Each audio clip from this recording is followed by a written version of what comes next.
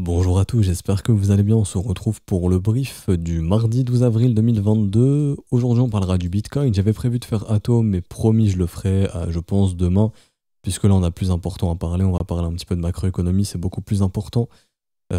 Sachant que bon, bah, les flux sont baissiers, donc Atom a la même, enfin pas la même charte qu'un Bitcoin, mais sur du court terme, voilà, ça suit les flux du BTC qui dirige un petit peu tout le marché, donc c'est pas hyper intéressant. Je pense que ça peut attendre un petit peu.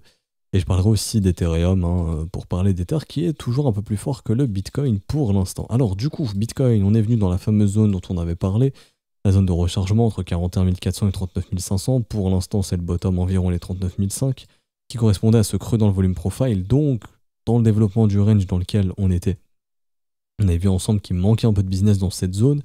Donc quand on a commencé à faire ce M-top et perdre le premier ray, bon bah c'est un petit peu l'objectif qu'on avait vu ensemble. On est sur une localisation de bottom, mais le marché n'a pas encore posé un bottom. Vraiment, j'insiste là-dessus. Une localisation intéressante, donc par exemple un support très fort ou une zone très intéressante, ne veut pas dire que le marché va s'arrêter ici. Le marché peut développer un bottom plus bas ou mettre du temps avant de développer ce bottom. Encore une fois, les premiers signaux d'un bottom, généralement, c'est des patterns de retournement ou des divergences de momentum sur des unités de temps plus faibles, des petites structures sur des unités de temps plus faibles, et des patterns de retournement qui arrivent ensuite sur du daily, et des structures de retournement qui arrivent en daily. Exemple, des structures de retournement, des W comme ça, qui montrent vraiment qu'on est en train de poser un bottom. Ce qui est intéressant, c'est la remarque tout à l'heure que j'ai fait en gros aux élèves, en gros, je me suis dit, ok, on se rappelle quand même que le BTC restait très fort pendant l'invasion de la Russie en Ukraine, qui était un événement macroéconomique plutôt bearish. Les indices aussi, bon, il était corrélé aux indices à ce moment-là également. Derrière, pendant la fameuse hausse des taux et tout le bordel inflationniste, etc. Et du coup, les coups de pression de la Fed sans cesse, pendant que le marché américain dumpait le Bitcoin, est resté très fort ici. Donc ça montre quand même que c'est une zone hyper importante. Donc pour moi, vraiment, la zone hyper importante sur le BTC, c'est plutôt vers les 36 000, 37 000 dollars. Donc ça encore, c'est pas la zone méga importante, honnêtement. Pour moi, la vraie zone technique, et ça se voit, on voit que le marché, à chaque fois qu'il vient ici, il se retourne. Ici, des mèches qui repoussent, des mèches qui retournent, on revient ici, on retourne, une mèche basse, on retourne, ici, on se retourne également, on se retourne, on se retourne. Donc c'est vraiment le niveau extrêmement important pour moi du BTC. On le voit ici au niveau du volume profile, mais grosso modo ici, voilà, on a un gros volume d'échange, donc c'est vraiment le niveau important. Maintenant, on est dans ce creux, on pourrait développer du business ici. Le marché, quand on voit ici, là, il y a aussi un gros creux dans cette zone, donc le marché reviendra probablement tôt ou tard reproposer du business ici. Encore une fois, quand, j'en sais strictement rien. Mais bon, là, on est bien venu combler ce creux au dollar près quasiment. Là, on est en plein dans le creux. On est en train de combler justement le manque de business ici. Donc, on pourrait voir, comme j'ai dit, le prix peut-être développer notre fameux bottom pour que le profile puisse se remplir un petit peu plus pour combler ce creux ici dans le volume profile. Maintenant, techniquement, il n'y a pas encore de signe de bottom. Une remarque aussi que j'ai pu faire, c'est que quand on regarde en échelle 3 jours, on vient tout le temps, enfin, on est venu se garer plusieurs fois sur la MA200 ici. Donc, lors du bottom de janvier, lors de l'invasion, lors de la hausse des taux et du bordel inflationniste, on est revenu parfaitement sur cette MA200, je crois, en 3 jours. Voilà, on a méché parfaitement dessus. Donc, comme j'ai dit, c'est une localisation de bottom. Maintenant, ça ne veut pas dire que le Bitcoin a posé un bottom. C'est différent, et vraiment, j'insiste là-dessus. Il faut dissocier localisation de bottom, donc des localisations qui peuvent retourner le marché, et donc poser un bottom, et des localisations, et donc des bottoms actés. Par exemple, ce genre de structure pose des bottoms. Ce genre de structure, tant qu'elles sont maintenues, pose des bottoms. Mais sur le mouvement court terme, qu'on est en train de vivre en daily, le M et la pression vendeuse, il n'y a pas encore là le signe de bottom. Pour inverser ça, idéalement, il faudrait voir un W ici pour retourner au nord. Pour l'instant, ce n'est pas encore le cas. Donc, derrière, quand on regarde ici en court terme, on regarde le momentum. Alors, d'ailleurs, je vais remettre le biais instit, qui serait aussi un bon signal, un croisement du biais, ou le biais MA13 et MA30, pour l'instant qui est bearish, mais je vais plutôt mettre le biais instit qui se retourne plus vite. Ah, pour l'instant, il est bearish. On va regarder ici en court terme. Donc, on enchaîne les potentielles divergences haussières. On a une divergence haussière actée ici, on en a une potentielle nouvelle, mais elle n'est pas confirmée. Également ici, on est venu dans le creux du volume profile, on est venu aussi toucher le point de contrôle récent sur Bybit. Donc, c'est un niveau extrêmement important, les 39 000 dollars. Pardon, et donc là, on a notre momentum qui pourrait diverger. Pour confirmer cette divergence, il faudrait quoi? Il faudrait un short squeeze ici, c'est-à-dire un gros rebond sous forme de V-bottom, pas forcément to the moon, loin de là, mais déjà juste un rebond dans les 41 500, je pense que ça suffit pour possiblement former cette divergence. Une fois que cette divergence est formée, ce sera à nouveau annonciateur qu'on a une perte de force vendeuse du côté des vendeurs sur du court terme. Et ensuite, ce qu'il faudra voir, c'est un retour vers les supports, que ces supports tiennent et qu'on développe un support très fort ici. Et donc, des structures de retournement, tout comme ça a été fait ici. C'est-à-dire, ici, la divergence haussière, le développement d'un support, une phase de pump, un retour, on maintient, les W se reforment, on repart. Il faudrait revoir le développement. Le même développement de prix, pas forcément similaire, je vous dis pas qu'on devrait faire absolument du copier-coller, comme ça, loin de là, ok, je vous dis pas qu'on devrait faire ça, mais un truc similaire, peut-être plus court, mais un truc comme ça. Ça, ce serait le développement d'un bon bottom, et là, on pourrait du coup retourner vers les résistances, et peut-être aller les défoncer, et retourner bullish, et au moins aller au-dessus des 50 000 derrière. Pour l'instant, c'est pas encore le cas. Hop. Ça, je peux peut-être le laisser. Est-ce que je peux juste modifier l'opacité? Normalement, oui. Pour pas que ce soit trop visible. Voilà. Peut-être un petit truc comme ça. En tout... Oups. C'est ballot. Mais voilà, c'est un petit peu le genre d'action de prix qu'on aimerait voir pour se dire, ok, pourquoi pas poser un bottom. Pour l'instant, vous voyez qu'on... Je vais le déplacer parce que je peux pas supprimer le trait jaune. TradingView, il est relou. Hop. Voilà. Peut-être un truc comme ça. Ça serait bien. Confirmer les divs, etc. Donc pour l'instant, pas encore de bottom sur ce marché. J'insiste bien, il n'y a pas encore de signe de bottom. Peut-être que le bottom est ici, mais techniquement, ce n'est pas confirmé. Maintenant, ceux qui veulent des entrées sur le Bitcoin sous forme de dollar cost average, ces zones de rechargement sont faites pour vous, parce qu'on voit que le marché, quand il y a une zone de rechargement, bah, on trouve des acheteurs, et derrière, le prix se retourne. Et de toute façon, ça, je l'invente pas, puisqu'il suffit d'aller, par exemple, je vous l'ai déjà montré, mais sur Bitfinex, un exchange majoritairement utilisé par des whales maintenant, on voit qu'il y a quelqu'un qui a beaucoup acheté des 43 800 jusqu'aux 40 000 $. Ici, il y a vraiment quelqu'un qui achète beaucoup dans ces zones de prix. Là, il a fini d'exécuter ses longues. Il souhaite il souhaite au pluriel acheter aussi un peu là-bas et pourquoi pas là-bas. Donc on voit qu'il y a des gens qui accumulent sur ce mouvement baissier. Tandis que d'autres, et ça du coup je le vois sur Glassnode, sont en train de vendre pas mal à perte. Alors, non, ça on s'en fout. C'est ça. Hop. Mais là, on voit ici, sur du court terme, là, les gens se remettent à vendre à perte. Là où les whales ont pris profit là-haut, il y a des grosses whales qui ont pris beaucoup de profit, dans les 44 000 à environ, ici, 47 400, donc au top. Sur Bitfinex, ça se voyait aussi ici. Hein. Bon, je pense que Glassnode c'est peut-être basé là-dessus, pourquoi pas. Enfin, non, c'est pas assez. Mais en tout cas, il y a beaucoup de gens, enfin beaucoup de whales qui ont distribué sur les spots, qui ont vendu là-bas, et là, qui sont en train de racheter, puisque généralement, des whales, ça vend généralement en gain. Là, c'est majoritairement de la vente à perte, donc c'est des retails qui vendent à des whales, puisqu'on le voit ici sur Bitfinex, où il y a quelqu'un qui accumule tout le supply. Également, une chose intéressante à noter, ça c'est au niveau de l'order flow, et donc on va poursuivre dans l'order flow. Sur Deribit, on a eu ici, je vais passer en 1 heure, des millions de positions exécutées. Ok, donc ça c'était des buy limits, et donc des buy limits sur des contrats perp, ça peut soit être en gros quelqu'un qui long, ok, ou quelqu'un qui short. L'open interest a chuté, ici. Donc, avec un CVD qui chute, un open interest qui chute, ici c'est majoritairement des take profit de short. Donc je crois qu'on en avait parlé dans les briefs, ça c'est fortement possible, je sais que j'en ai parlé avec les élèves, je leur avais mis dans la doc, mais ici voilà, on avait vu, je leur avais montré ici, on avait vu ensemble qu'il y avait des grosses exécutions de short ici, donc dans les 47 sur Deribit, et là, peut-être pas ces mecs qui ont exécuté ces shorts là, je sais pas, je peux pas savoir, hein, mais en tout cas ici voilà, il y a des gros poissons qui sont sortis de leur short. Donc simplement pour dire que ces gros poissons qui ont shorté probablement plus haut là-bas sont en train de sortir de leur short. Est-ce que ça veut dire que c'est le bottom? Non plus. Des whales peuvent sortir de leur short à 40, mais le bottom il peut être à 37 par exemple, ou à 36 ou à 35. Vous voyez un petit peu ce que je veux dire. En tout cas, c'est intéressant de voir que bon voilà, il y a quand même des grosses whales ici qui ont exit leur short ici et qui continuent d'en sortir très très probablement. Donc là, c'est en train de distribuer leur short tranquillement, de prendre profit sur leur short. Alors, ne pas oublier qu'aujourd'hui, on a les chiffres de l'inflation qui pourront peut-être donner une direction au marché indice. Ils devraient être dégueulasses. Enfin, on s'attend à des chiffres mauvais, une inflation encore plus importante. Comme je vous montrais, on en avait déjà parlé de tout ça, mais quand je vous remontre le spread d'inflation, déflation, ici, en gros, le spread de bonds, ce qui nous permet de calculer un petit peu si les intervenants se protègent de l'inflation, de la déflation, pardon.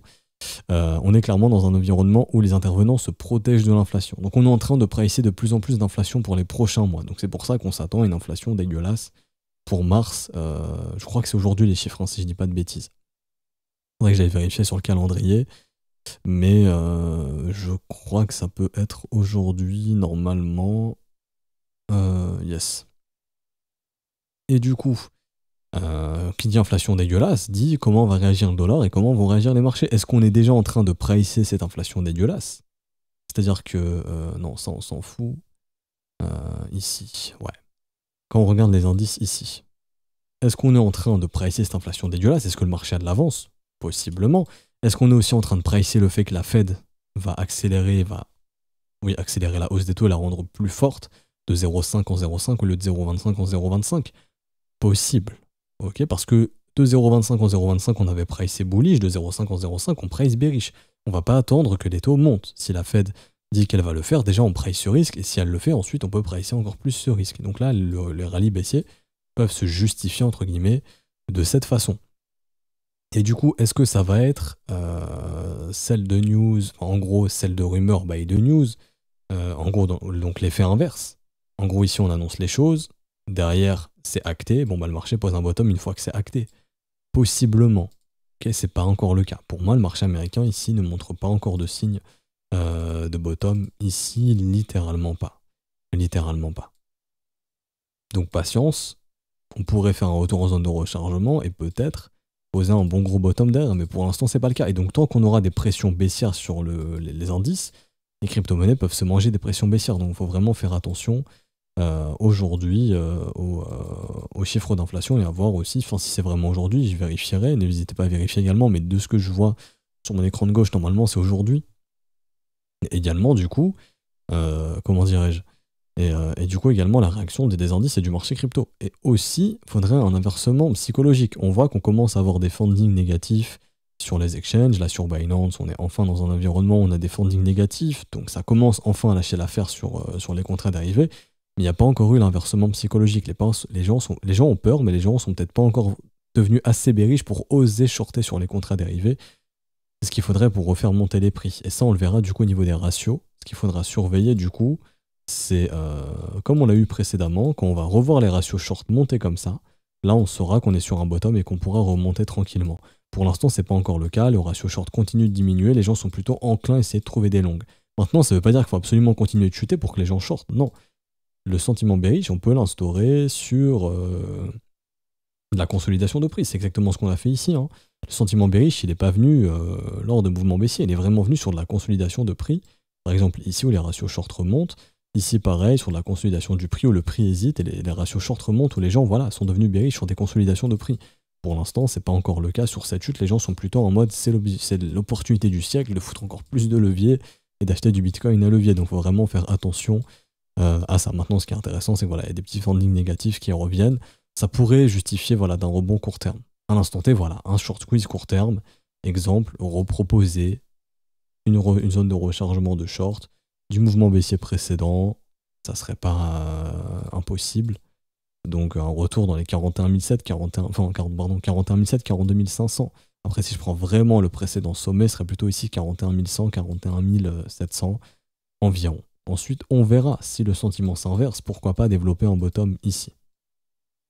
Alors également au niveau de l'open interest des altcoins, bon il y a du funding négatif un petit peu partout également, mais encore une fois, le problème, ici je vais repasser en 15 minutes, ça peut charger. Ah, j'ai pas envie de refresh parce que ça va casser un petit peu tout.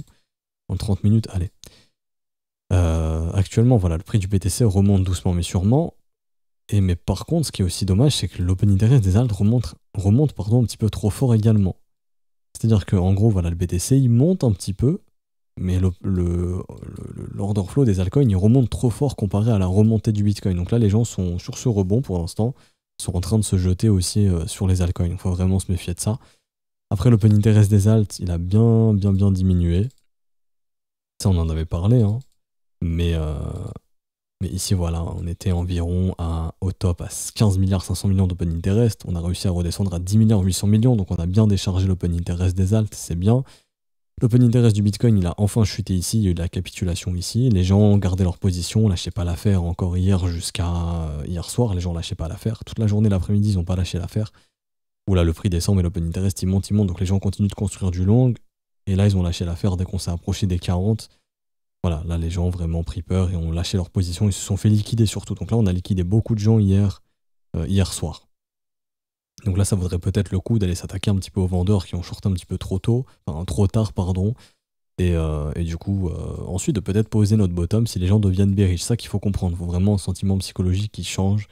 Et ça va prendre des heures et des jours peut-être avant de se développer. Donc, faut pas croire. Enfin, moi, je doute sincèrement que d'un coup, hop, gros V-bottom, on repart, on défonce tout au nord. Ça peut arriver puisqu'il y a des grosses liquidations quand même qui attendent sur le BTC. Ici, là, il y a quand même des grosses liquidations dans les 45-47 000 environ. Donc, on pourrait faire un gros V-bottom et défoncer tous ces shorters-là. Mais je me dis que créer de la consolidation, mettre les shorters en confiance avant de les défoncer, ça serait peut-être plus intéressant à faire pour accumuler encore plus de shorts et mettre le doute et que les gens déclenchent pas du long, enfin voilà, que les gens attendent de déclencher du long plus bas. Ok. Et du coup, j'ai fini pour Bitcoin, je vais rapidement sur Ethereum, qui est plus fort que Bitcoin. On est en train de travailler le premier arrêt ici. Bitcoin, lui, il a cédé le sien. Le momentum est bearish sur Ethereum, donc pour l'instant, les vendeurs ont repris le contrôle du momentum. Pareil, il faudrait voir le développement d'un bottom, pattern de retournement, retourner idéalement au-dessus des résistances précédentes, donc retourner au-dessus des 3280, s'installer au-dessus pour pouvoir remonter. Et pareil, sur du court terme, voir des divergences de momentum se former, voir des petits W se former pour remonter doucement mais sûrement. Pour l'instant, c'est pas encore le cas. Donc Ethereum, ce qu'il faut retenir, vraiment une update très rapide. On va travailler la zone des 3000 $. Si on arrive à poser un bottom dessus, tant mieux, on ira faire un nouveau sommet probable. Si on n'y arrive pas, la prochaine zone qui nous intéressera, ce sera entre 2007 et 2500 $, très très probablement, les zones de bottom. Et donc pour le Bitcoin, lui, ses zones équivalentes, c'est environ 35 500 $ environ. On a fini pour Bitcoin et Ether, et donc on finit par le point macro. Mon point macro est où? Alors non, je vais y arriver, ça doit être ici. Oui, donc le S&P qui continue de se faire défoncer. Résolution baissière, tout comme les crypto-monnaies. Pour l'instant, toujours aucun signe de retournement sur le S&P 500, donc on poursuit la pression vendeuse. Au niveau du momentum, j'ai pas le momentum ici, dommage, mais je pense que bon, on va mettre un RSI rapide pour voir si on diverge ou autre. Non, pour l'instant, le momentum est clairement baissier ici, il n'y a pas de retour de force. Au niveau du RSI, MACD, je pense que c'est pareil. Pas de signe de bottom encore ici. Peut-être que la news de l'inflation aujourd'hui, par miracle, pourrait refaire remonter les prix. Si ça a été pricé et qu'au final on est sous les valeurs attendues, mais des échos qui se disent on devrait être sur des valeurs très élevées. De ce que je vous ai montré, les intervenants price des inflations très élevées pour les prochains mois, donc ça m'étonnerait pas du tout. Et du coup, la zone qui pourrait plutôt nous intéresser, vu qu'on a perdu le premier arrêt, ce serait la zone de rechargement. Donc un S&P qui continue de se diriger vers les 4300-4215 points, et à voir du coup comment le BTC va réagir face à ça. On a exactement le même cas sur le Nasdaq, qui lâche plus que le S&P d'ailleurs, où lui il est beaucoup plus proche déjà de sa zone de rechargement, je crois, que le S&P. Et du coup pareil, le Nasdaq pour l'instant qui montre aucun signe de bottom ici, qui a fait son M-top tout comme le Bitcoin, donc des indices et un Bitcoin qui sont très très corrélés. Pour l'instant les flux restent baissiers sur les indices, donc ça va pas faciliter les crypto-monnaies. Et aussi un dollar index qui reste assez fort pour l'instant, W de continuation, cassure du range, poursuite haussière, le dollar index qui est très très fort pour le moment. Oui, il y a des petites pertes de momentum, ça je pense que je pourrais peut-être le montrer sur le RSI.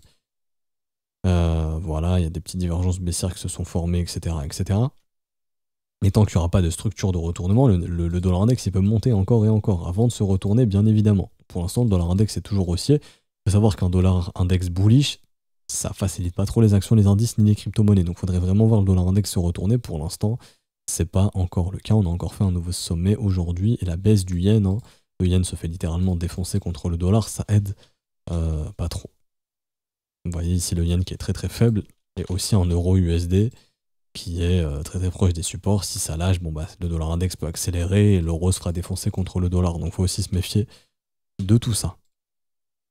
Et du coup, pas grand chose d'autre à dire de plus. Des actions aussi à surveiller, mais je vous laisse regarder les charts. On va juste prendre Apple en exemple. Mais voilà, Apple qui revient sur ses résistances, qui rejette et qui pourrait retourner vers les supports. Si cette zone elle lâche, c'est peut-être le bain de sang sur Apple. Un bain de sang sur Apple, ça veut dire bain de sang sur les indices. Et peut-être aussi malheureusement bain de sang sur les cryptos. Donc mon discours il n'est pas alarmiste, oh là là c'est la fin du monde, non. Mais on a quand même un contexte macroéconomique qui facilite pas trop les choses et les gens qui veulent pas devenir bearish, donc ça c'est un problème. Maintenant c'est vrai que les open interest ont bien dégraissé. Si on arrive à instaurer un sentiment bearish, voilà, des fundings négatifs qui persistent, etc., ce marché pourrait rebondir et ensuite pourquoi pas développer un sentiment bearish et se retourner. Mais ça, encore une fois, on aura le temps. Dans les prochains jours, on aura le temps de voir ça se développer. Il faut vraiment attendre, il ne faut pas se précipiter, il faut que ça se développe. Il ne faut pas agir à l'instant T, dire ah là là, ça rebondit pas, donc c'est bearish. Non, il faut attendre que ça se développe. Maintenant, il est clair que la structure du marché n'est pas encore favorable à confirmer oui, nous avons un bottom. Pour l'instant, c'est pas encore le cas sur ce mouvement baissier ici. Dans les prochains jours, peut-être. Et à ce moment-là, bon, bah, on le dira. Oui, techniquement, il y a de grosses probabilités qu'on ait posé un bottom ici. Du coup, on va s'arrêter ici pour aujourd'hui. J'espère que ça vous aura plu. Si c'est le cas, n'hésitez pas à laisser un petit pouce bleu, à vous abonner si ce n'est pas déjà fait, à nous rejoindre sur Discord, c'est totalement gratuit. Je vous mets le lien en description en commentaire. Vous avez des ressources gratuites. N'hésitez pas à nous rejoindre. Également, si vous souhaitez poursuivre et nous rejoindre dans l'école, les prix ont été mis à jour, donc ils sont plus intéressants. Vu que l'euro baisse contre le dollar, bon, bah, les prix en USDT sont devenus plus intéressants. Tout a été mis à jour. N'hésitez pas.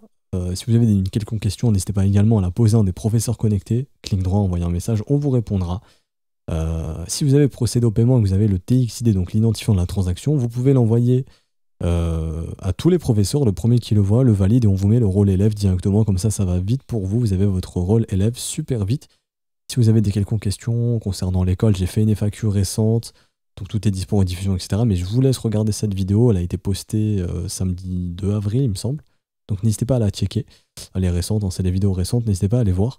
On se retrouve du coup demain. Je pense qu'on fera enfin l'update d'Atom si le marché se calme et consolide un petit peu aujourd'hui, ou s'il y a un gros short squeeze ou une poursuite baissière, ça dépendra un petit peu du marché US. On parlera de tout ça ensemble, mais je pense que demain on pourra enfin faire Atom, et là vraiment je voulais privilégier crypto et contexte macroéconomique qui sont assez importants. Du coup on se retrouve demain. Bonne journée à vous tous. Ciao ciao.